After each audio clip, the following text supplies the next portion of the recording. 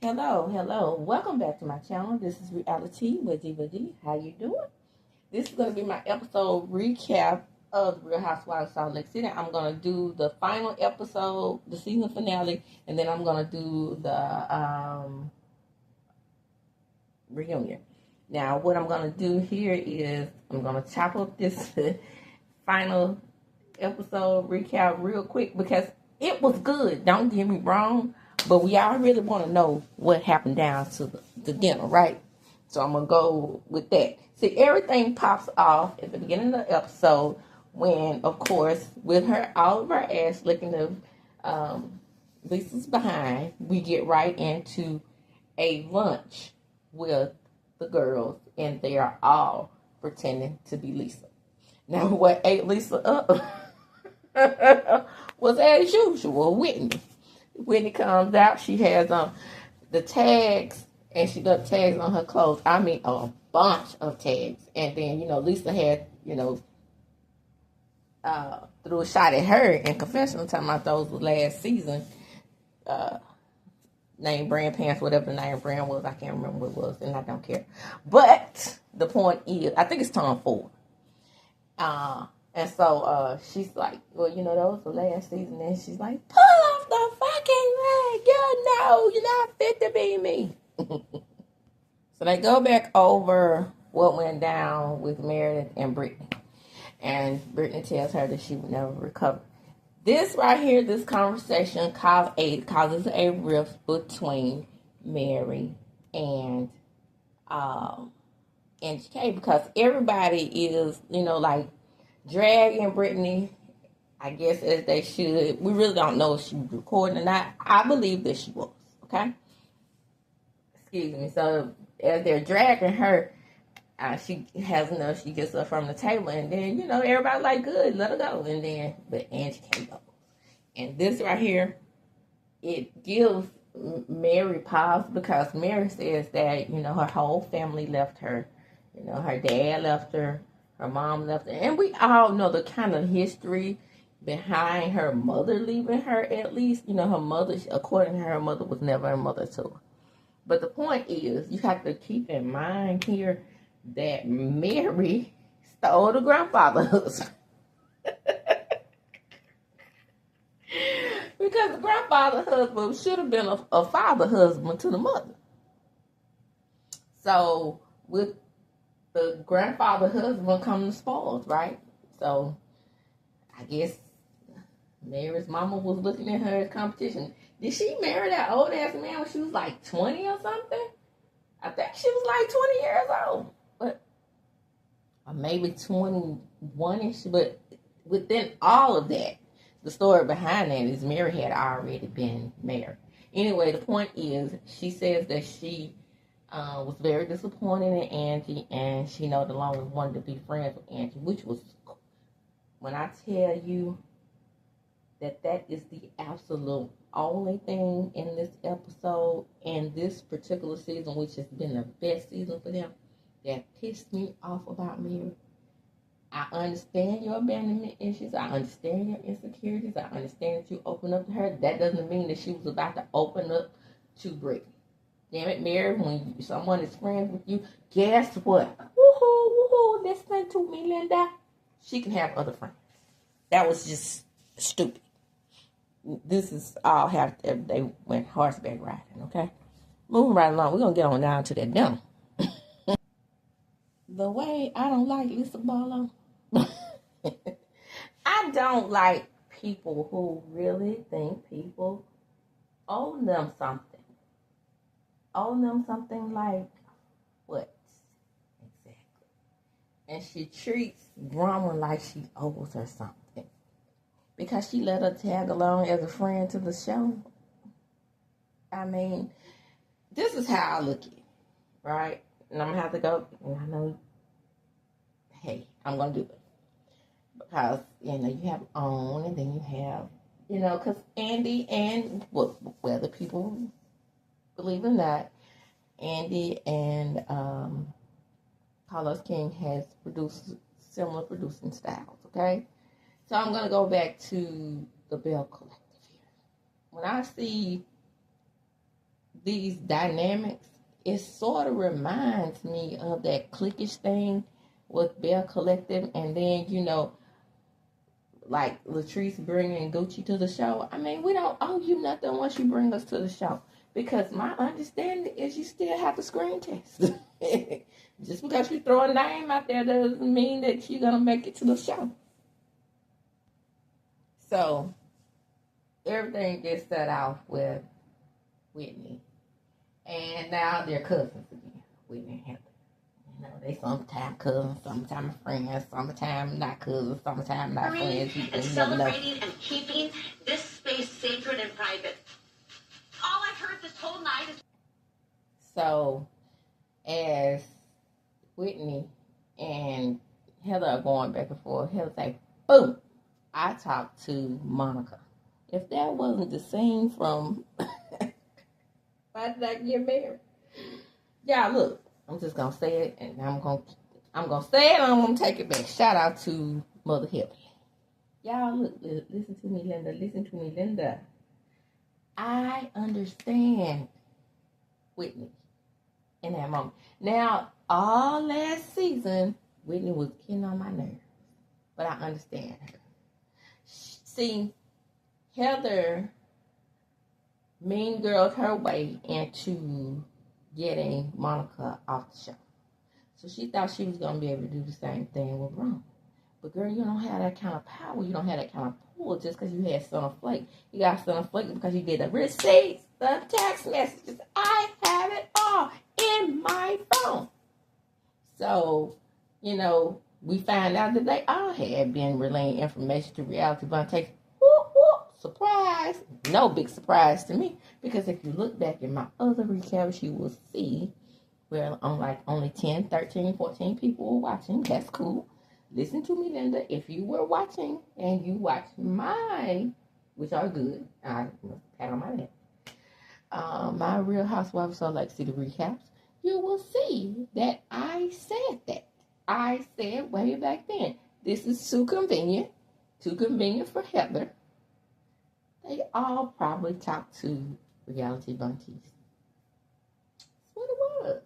And nobody's like, now everybody's like, oh, Monica was just the most awful thing that came to SLC. Still like my that's still my girl. And apparently Wendy like her too. Shout out to Wendy. So, anyway, once that's all said and done, they decide that they are going to talk to each other through the phone. Reach me through the phone. See you when I get home. Reach me through the phone. So they're going to talk to each other through the phone. Old text messages or old things that they said about each other on the phone. What I want to know in this moment is how did Heather know? How did Heather know that we had these secret messages about each other? Weird. Weirdo. Well, you know what Mary said about Heather? Sure. Okay, she went first. Said she had turned into a mean girl in essence. And that's factual. Why? Because she was running all up and behind Lisa. She always wanted to be a part of the mean girl clique. It is what it is. Accept it. This is going to come up again in the reunion.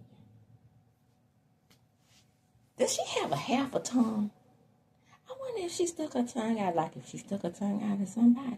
Because that tongue looks like it recoils in her mouth when she gets ready to talk. Am I the only one? Okay, moving right along. Anyway, she said she accepted what Mary said. She's saying that she gained confidence. Let me say this because I'm listening to it. Like I said, I watch with y'all. Let me just say this a little bit about Heather too. She thinks that this confidence is a good thing. Yes, she was insecure first season. And yes, she seemed like she was a try-hard thing as well. I've always thought she was. But at the same time, she just seemed nicer as a person. So, Brittany goes next.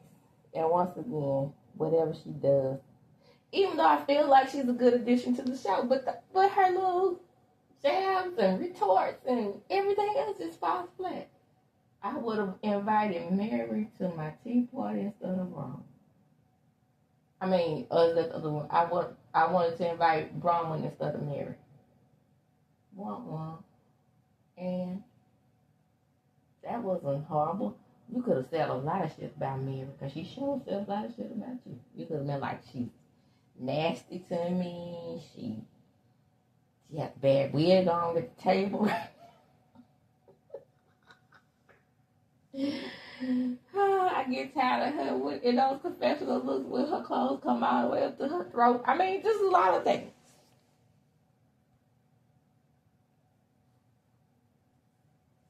And if all that fails, Papa Granddad is always a read. You just have to find something new to say about it.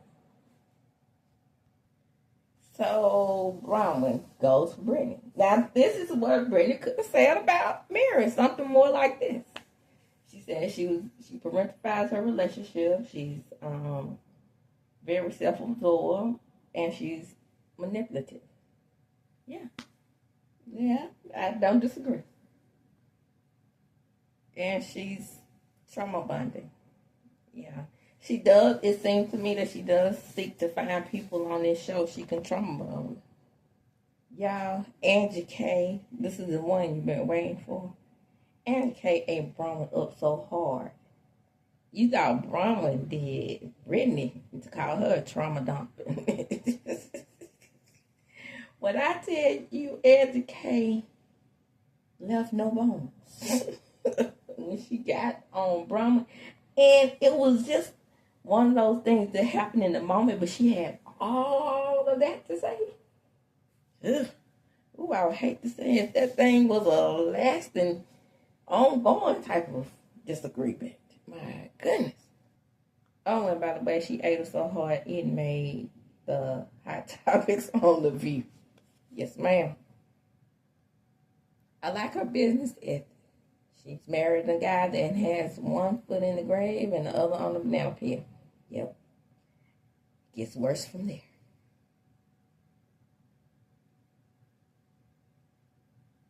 I like to get to know her better. She's nice, but her ears are stitched down so close to her face, she can't hear anything. Now, I call Angie K, joke about Angie K. That ain't because I think her lips are pretty. And she wears a hot dog outfit to remind us that she sucked her way to the top. Now, me, on the other hand, not I. I am self-efficient. I got all of my shit on my own. With the assistance of Sean. Because isn't he the hairdresser in the whole marriage? Isn't that why people think he's on the sweeter side of things? So, to round matters off, Aunt Kay did apologize, but she said in confessional, Bronwyn was really surprised that she said those things about her because in her face, she's like, you know, she looks great. And, you know, she goes back to talk about her fashion. And it's hurtful to her that she would think that that's why she married Todd. But it is. Right? Isn't that why you would marry an old curmudgeon like Todd? I'm just saying. I used to have a boyfriend by the name of Todd. I thought that was just the cutest name. Real Caucasian, like, in my opinion. I was like, Todd, that's interesting. A black guy from, what was it? Rockford, New York? Something with a rock in it, New York. He was from New York. By the name of Todd. I just thought that was interesting. Yeah, I have dated some guys. And just, you know, it being this, you know, Mississippi girl, I just always dated as the people from the South Side Yankees. I'm just saying. So Lisa, she talks about her friend Meredith, who they were friends for over 10 years when the show started. So it's really surprising how every time she gets mad at someone's married. Oh, by the way, it's rumored that Meredith is sick of these bitches and leaving the show. I'm just saying, it's a rumor. Remember, everything's imagined in my opinion. But anyway, she goes on to say that, you know, Meredith weaponizes the things that she knows about people in the group. And now that's one thing I can say about Lisa. She is truly a liar, but she didn't lie in that moment. Now, I will say, I think I've said this before because I do recap New Jersey as well. I will say that I've always thought that if I didn't say it in one of my recaps with New Jersey, I've always said that Meredith is the Marge of this show. So Heather is about Whitney. Are we surprised?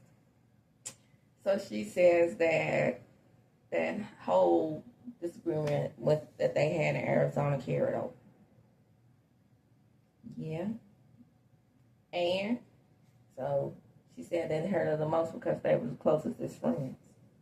So they're friends again, not cousins. Okay, gotcha. So what she says is Winnie is a low life, thirsty people. Yeah, and she sold her life for fame. They both did. And they both want to be in the circle with Lisa. I mean, same person. Remember, bad weather.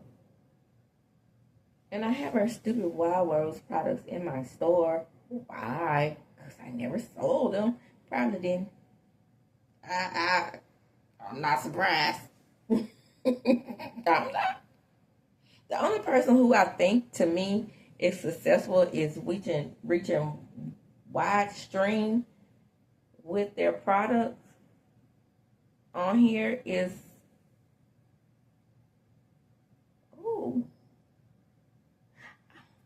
well, if I were to shop in those stores, I would probably say Angie K. If I shop for, even though her hair products probably transcend race, I probably just do more like black people hair products. Like, shout out to Stormy, like Kim's Beauty, and Kaleidoscope. Shout out to Big Booty Judy, and Carol's daughter.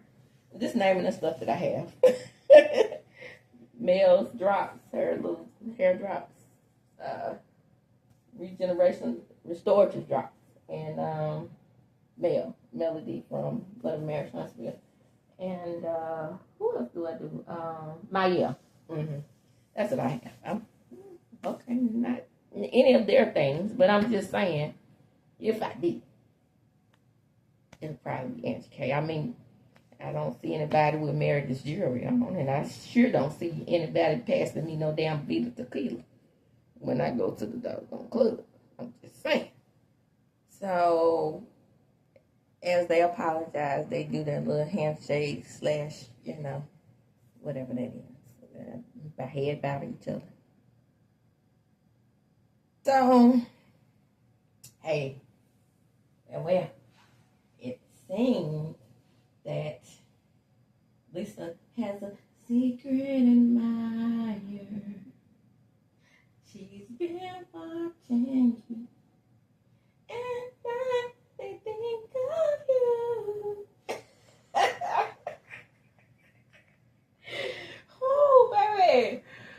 Lisa, apparently, according to the person that was thinking of her, knows that she makes out in the threesomes, and she does the irking off of the husband, aka John. Yes, darling, yes. Now, to me, that kind of burned more than the one that Angie had. That was a good one. Shout out to Wendy Rose. Wendy has not got on my nerves as much as she normally do this season. I'm just saying. I didn't mind what she said. So Whitney clarified over and over again. I chose this because those are the things that were said the rest of my marriage. I don't believe it. Lisa. Why? Because it's not true, so that's why. Okay. This is the burn moment.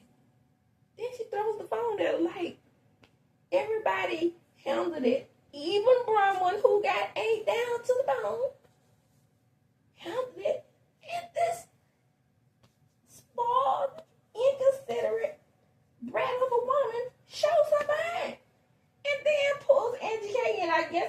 message went to Angie K. Well, so what? I heard Sean does circle jerk. I don't even know what that is. I don't.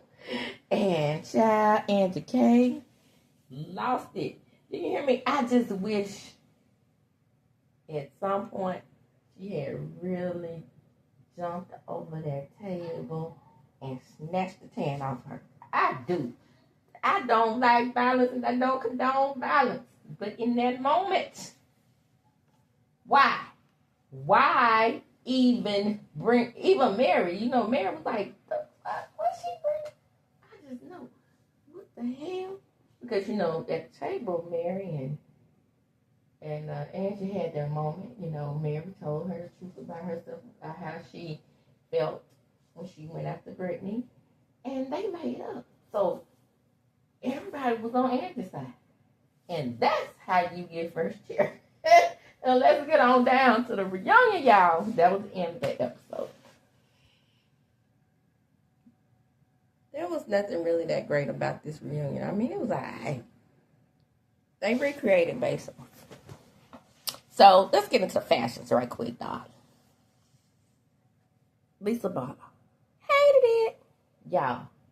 For this woman to be so wrapped up into herself and fashions and glam and all of this, she disappoints every time. I don't think it's ever been an outfit that I have seen on Lisa Barlow's body that I like.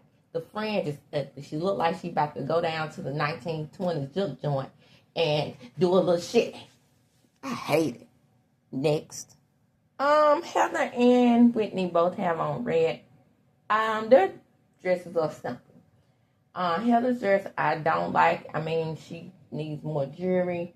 I don't know if she needs it in her ears or if there's some in her ears or whatever. I don't like it. And she looks so beautiful last season. And that orange, baby. Oh. But anyway. Whitney's dress, I like it. I mean, she has on the right amount of jewelry for a simple dress like that. And you know, I like simple. And it's like, oh, do you need help with arranging this? Now, a lot of them have on red, which made me wonder if that was the thing. And that demon, Lisa, decided to go off the grid from everyone else because she's the only one having on purpose. I mean, just stupid. But anyway, Barnum. I like Barnum's dress. I love understated pieces. However, and I know she does ruffles, and I know the ruffles often look like she's about to go to a quinceañera. But this particular dress, I like it. I mean, a bullfight. I don't know, but ole. But I like this dress. Next. Whitney told her she ain't gonna be able to see over them sleeves. Then Mary comes out. Mary's dress, you know what? I would say she looks like the Queen of Hearts. You know how, like, if you see the whole picture on the card of the Queen of Hearts, you'll see what type of dress she has on with the Grecian feathers on the arm. I think that's Grecian feathers. You know how, like, they wear those on their ears? Around the head, yeah, like leaves is what I'm looking for. And the gold around the arm and then the mat. I thought I was gonna hate this, but coming out on the stage, I like it. I mean, it's okay. I mean, it's not, wow, it's not one of my better dresses that I've seen at a reunion, but I don't just hate it like I thought I would. I normally hate stuff like that. I mean, with the long sleeves covered up. Then you have to remember she's coaching. So there's that. And then Angie K comes out. Angie K's dress is over the top. I don't hate it, okay? But it's just okay for me. Even if it does have all those embellishments, it's a big gown. I'm not a ball gown girl, okay? So it's just okay for me. Nobody up there wowed me, per se, but I don't hate Angie's dress. I mean, and it looks decent on her. Her hair and makeup is okay.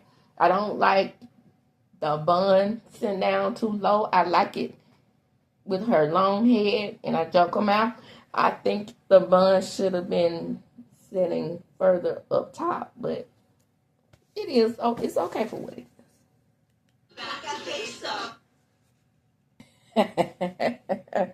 Oh, they ain't on her for having first chair. From bitch born, bitch the first chair. Yeah. And Meredith comes out looking like Bruce Jenner, a disco version of Bruce Jenner when he first transgressed or whatever that's called and transgendered himself and became the woman of the year. And that's it with the fashion.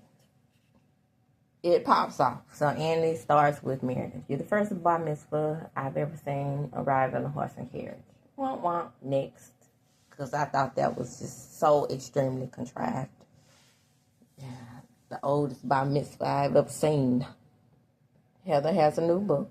Good time, girl. I assume you didn't go in 17th. No, Andy, there was no coach, but I am tagged in pictures every day of people, low class, dirty, poor people sitting in 17th. You know how it is with us Utahns. We hate the poor. Whitney is welcomed in her new jury. They welcome Brahma to her first reunion. And they ask Mary, how is Robert Jr.? And she says he's doing well. See, I told you that was a big A-list star of the Housewives. Brianna is following Brahma now. So, word on the street is that her and Brittany were dressed alike. And then she said, well, I keep my clothes. I don't return them. Pow, pow. Got her. Since they're both in first chair, Anna said, I don't want to hear y'all cackling, howling bitches. Is there a safe word we can use? Pesos. Lisa. So they start right with Prince, right? About the Alabama. So Whitney is explaining that, the pictures were there because they hadn't had a chance to basically clean it up. Yeah.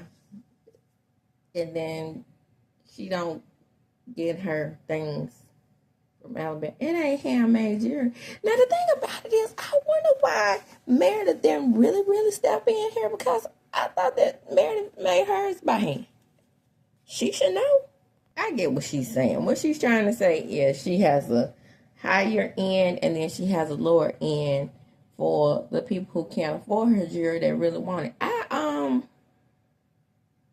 I know somebody else that does that. Is it Michael Kors? Or was it somebody that does that allows has a higher end brand and then does it more affordable? I think of it. Anyway, probably a lot of people, but I'm just saying, stuff that I've actually seen or worn. Oh, Andy threw a little shade at Adam. Now let me just throw out some things about Up and Adam. A random blogger, Adam is not. Okay? Adam is on the higher end of things. Okay?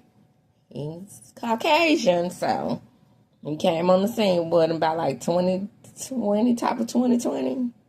And I think he has like over 250,000 followers. So that's not bad for YouTube money. Okay?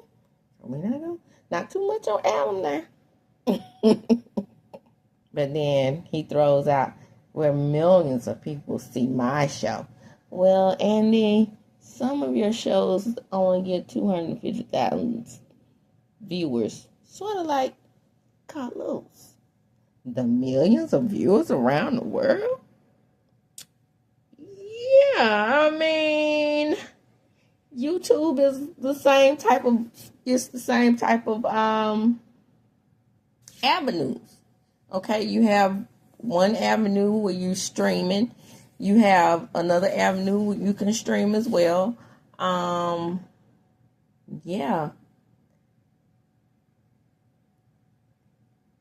Yeah, I've seen a lot of bloggers with millions of views. So, I mean, you can get the same type of traffic. That's my point. So I don't know about that one, Andy. I'm going to have to call foul on that one. So Meredith makes it about herself, as they all do at some point. I didn't mean any harm. I brought something to camera that I knew was coming. And Lisa, she said she defended her. Not exactly, but okay, we'll roll with that. So here's Meredith and Angie. They're back. And Angie doesn't like that. Meredith said she liked it better when she was a backup dancer for Jen in her WAP video. That fell flat. I'm going to say this, and I'm going to mean it, and I'm not going to take it back. That's why your ass in last chair. You have been totally whacked this whole entire season. Just in a great season, you let the other women outshine you, and basically just rolled in on the wave of a good season because your whole storyline was wiggity, wiggity, wiggity, wiggity, whack. I like Meredith. Well, I used to like Meredith. Till she got into it with Mary, then I didn't like her so much. And wore those hideous bangs to the damn tea party, darling. She did make a good point. She was like, I'm a backup dancer, but you've been on this show a long ass time. And I danced my way right on to the summer and with the first chair. So Lisa comes in and says, Mazel tov. That's still a problem? I don't get it. I'm not following this at all. And Angie is, again, I remind you of first chair. She said she was nobody's backup dancer. I mean, they dragged that on for at least 15 minutes. What the for what? I don't get it. So, Angie case. Now this is where it gets good. Angie said that G-Wagon had got repossessed. I was not repossessed. What made you say that about me? Because there's a new 911 right next to it and a Porsche. So, I don't like the way these rich women take jabs at each other about rich women problems. I mean, 9 times out of 10, most damn rich people at least anyway. Bronwyn is the one who told Angie. I ain't mad. So we get on the necklace. And we go round and round the world in the 80 days about the necklace. Somebody named Emma told Lisa that she never bought the jewelry. Bronwyn said she broke it down into pieces. Whatever. Rich people. More rich people problems. Yeah, and it's always like if they're going to throw jabs at each other, they always throw jabs at each other's finances. I don't get it. For what? Y'all all have money, I think. Lots like you do. I kind of thought. So Lisa says, I'm the one that's your transplant. I'm done recommending. Let's let the locals do it. But you like the attention. It's just that when the locals or the people that you recommend turn on your ass with good reason, you have a problem with it. Because you bring people on the show to have allies. And that's what that is. And Bronwyn saw you for who you were. She was looking at it like friends. And then you did the whole, we're just friends on paper. So, what was she supposed to do with that? Keep kissing your butt after you told her y'all was just a child back. Heather. Because she started naming the people that she recommended. Then Angie, Jenny. Oh, that whole situation with Jenny. And then they showed Jenny's damn picture. Showing that Jenny and Lisa are still friends. So, see, it's like everybody has to fight over Regina George, right? So they bring up about how Heather, was running back telling Lisa so that she can make Bronwyn look bad that Bronwyn wasn't her friend because she talked about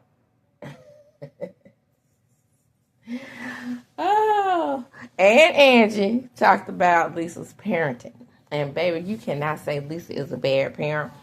No matter what. I mean, just bringing on the taco salad and from Taco Bell and the Bill Gumps and hot dogs for dinner and never ever cooking, and we're a fast food family, and that's all I feed my kids. That's great parenting. But ultimately, to me, what Heather wants to do is to replace all of Lisa's friends and be her number one. Sort of like a single white female, if you will. So this is where things get murky and sad and cringe for me. They talk about the after show about Gwen. And the thing that's bothering Brahma the most about Lisa having a lot of this, she said she didn't know that was going to come to camera about Lisa having a relationship with Gwen's biological father's family. Okay? Follow me here. Let's go. We're down a rabbit hole. Okay, let's go to the first chamber. So in this after show, Lisa talks about the reason why Brahma's baby daddy didn't know about her, or the family didn't know because he passed away. Didn't know about Gwen is because they thought that Brahma had a miscarriage. That really upset Brahma because she was like, wow, what a thing to say. And Lisa tried to make it clear that the only reason why she brought it to camera is because of the after show, and the after show is filmed before the actual airing of the show. And she didn't know that would bother her as much. She was trying to help. Now, when I say this lady is shallow as a puddle, yes, I do believe that. However, in this moment, I really believe that she was sincere. I really believe that she was trying to help. I don't think she really tried to get in the middle of that so much, but I think what made Bronwyn so upset was it did make it seem like that it was all Bronwyn's fault, the reason why Gwen didn't have a relationship with the paternal grandparents. And, Lisa finally said, it's just a family hurt. And it is, yeah, I can see that. We break for lunch, and Todd says to Bronwyn, now you see what their relationship is. You thought you were friends. She says you were social friends. That's what it is.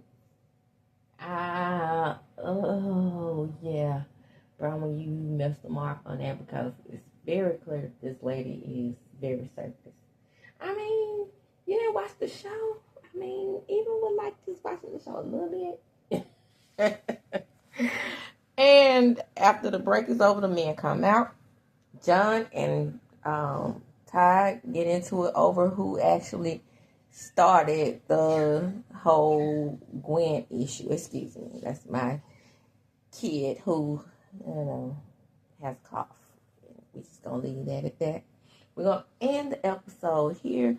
The reunion part 2 goes back on with the men having their time with each other. And baby, Todd seems like he just bossy to everybody. Kind of reminds me of Victor Newman. The real life Victor Newman, Eric Brain. I used to watch him on Politically Incorrect, and he was one of the men on the show. Had said, hello, Victor Newman. I want to say that was D.L. Hughley, but don't quote me because that was years ago, like in 2000. So, you know how long ago that was. And he's like, hold up, man. Hold up now. I ain't on your show. And that, my friends, is where we're going to close. Come on in, like, comment, subscribe to my channel, hit the notification bell button. You will be notified when I upload a video. Hopefully, we'll get in deeper on the next reunion episode. Again, like, comment, subscribe, share the video. Why? Because sharing and caring. And I'm going to close here. And as I do when I close, I'm going to tuck them up. Deuces.